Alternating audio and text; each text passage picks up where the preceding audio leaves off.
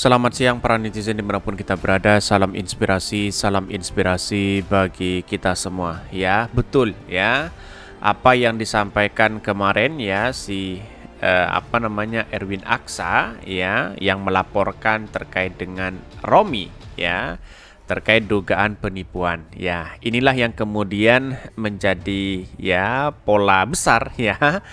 Dalam artian bahwa kok semakin memanas begitu ya. Dilaporkan elit Golkar ke Bareskrim ya, P3 tidak beri bantuan hukum untuk Romi ya.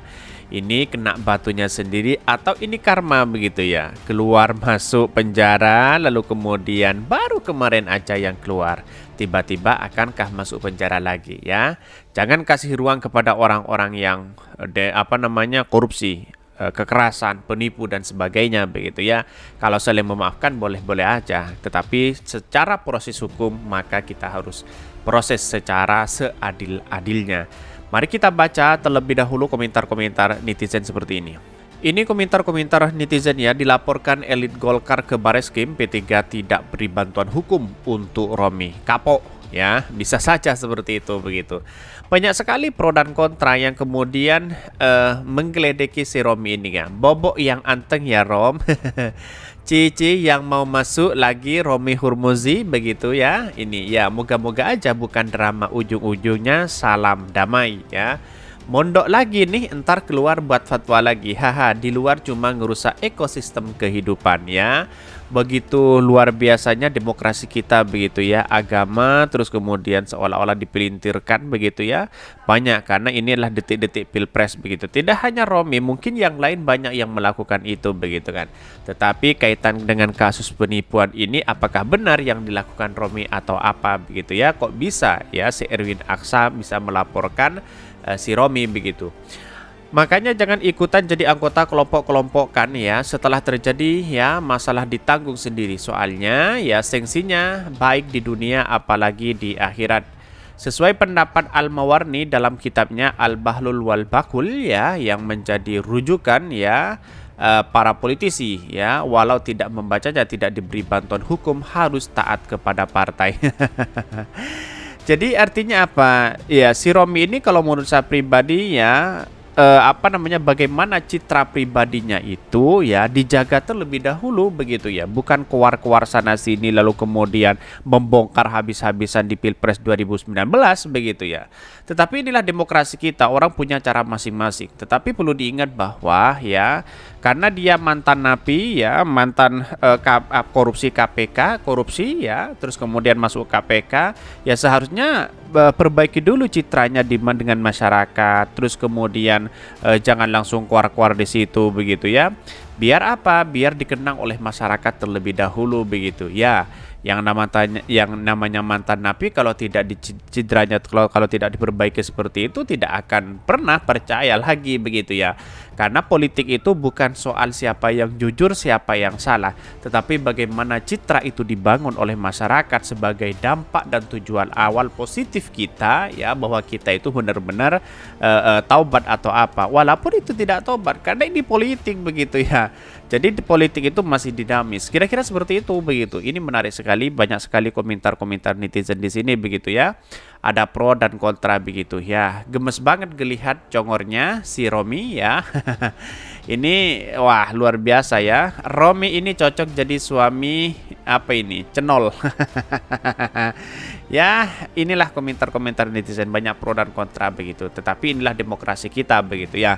Mari kita baca terlebih dahulu beritanya seperti ini. Ini beritanya dilaporkan elit Golkar ke Bareskrim, P3 tidak beri bantuan hukum ya untuk Romi. Siapa sih sebenarnya ya? Karena ini adalah katanya petinggi partai P3 seharusnya terlibat di sini begitu. Dalam artian memberikan bantuan hukum begitu ya. Partai Persatuan Pembangunan P3 tidak akan memberikan bantuan hukum terhadap Ketua Majelis Pertimbangan P3 ya Roma Hurmuzi alias Romi, yang kini telah dilaporkan ke Bareskrim Polri oleh Wakil Ketua Golkar ya Erwin Aksa atas dugaan pencemaran nama baik. Enggak, ujar ya PLT Ketua Umum P3 Muhammad Mardiono kepada wartawan di gedung KPU RI Jalan Imam Bonjol ya. Mardiono menyatakan terkait persoalan Romi dengan elit Golkar sepenuhnya menjadi persoalan pribadi. Dengan kata lain, perkara tersebut tidak berkaitan dengan partai ya. Katanya tidak ada berkaitan dengan partai ya. Kalau Romi Hurmuzi nanti berbicara lalu kemudian ada berkaitan dengan partai bagaimana? Karena ini soal ya calon mencalonkan begitu kan ya. Ini soal politik begitu ya. Kalau soal politik tentu karena Romi dari P3 ya bisa saja ada keterikatan di situ begitu. Ya itu saya pikir itu masalah internal pribadi ya. Mas Romi ya adalah majelis pertimbangan dan majelis pertimbangan itu memiliki tugas sendiri sesuai dengan yang diatur oleh mekanisme partai DADART ya. Memang iya sekarang ini memang tugasnya seperti itu. Tetapi di waktu 2000 berapa ya 2012 apa 2015 ya yang terkait dengan isu itu begitu ya. Namun begitu Mardiono menyebutkan bahwa dirinya memiliki prinsip bahwa setiap persoalan hendaknya mengedepankan tabayun atau klarifikasi. Kalau P3 itu punya prinsip setiap persoalan kita lakukan tabayun dan kita melakukan solusi, kita cari solusi itu yang terbaik. Dan bahkan dia mengatakan ya, sebelumnya Erwin Aksa melaporkan Romi ke Bareskrim Polri atas dugaan pencemaran nama baik. Laporan Erwin tersebut telah terregistrasi dengan ya nomor LP ya. Bahkan Romi dilaporkan dengan pasal 45 Undang-Undang ITE. Erwin pun menegaskan dia tidak kenal dengan Romi, bahkan bertemu pun tidak pernah, termasuk menyimpan nomor telepon mantan terpidana kasus korupsi itu. Saya nggak kenal Romi. Lah, lantas bagaimana dengan kasus kemarin begitu ya? Kok tidak kenal begitu? Jadi artinya apa? Artinya selama ini karena inilah politik ya. Kenapa si Romi itu akan masuk penjara lagi? Kan begitu logika kita begitu. Ya, kalau memang ini terbukti jelas ini akan masuk penjara begitu ya. Baru aja kemarin sudah keluar ya, keluar dari KPK lalu kemudian eksis di media sosial begitu ya. Tetapi menurut saya pribadi citranya diperbaiki terlebih dahulu ya, seperti Anas Urbaningrum ya. Dia memperbaiki citra dulu karena mungkin ya tujuannya adalah politik nanti begitu ya. Tetapi inilah contohnya begitu ya. Kalau menurut saya pribadi ya apa yang dilakukan Romi ini seolah-olah menjadi kingmaker sana sini begitu kan ya, menjadi komunikasi dengan intent dengan apa namanya dengan yang lain. Sebenarnya ini menarik begitu. Tetapi kalau ini dibiarkan maka orang akan melihat wah sosok Romi kok seperti ini lagi, kan begitu logika kita begitu. Kepercayaannya masih belum ada di masyarakat tapi tahu-taunya ngebet sana sini begitu. Seharusnya ditahan terlebih dahulu begitu. Akhirnya apa? Akhirnya kena batunya sendiri begitu kan ya. Bisa saja ini adalah karmanya sendiri begitu kan, begitu logika kita begitu. Tetapi tabayun itu lebih baik dari segalanya begitu. Artinya ya kenapa kok Romi bisa mengatakan seperti itu, tidak hanya tabayun terlebih dahulu baik si Erwin atau P3 atau apa namanya Romi Hurmuzi begitu kan. Jadi artinya inilah yang kemudian kalau kita diskusi lalu kemudian tidak terkontrol dengan adanya isu-isu seperti ini begitu ya, maka semuanya akan kena ya. Ada yang melaporkan undang-undang ITE, pencitra apa namanya pencemaran nama baik dan sebagainya begitu. Nah, inilah yang seharusnya kita menjadi pelajaran kepada siapapun. Bagi kami adalah ya Romi itu kan memang orang yang cerdas begitu ya. Menurut saya pribadi seperti itu.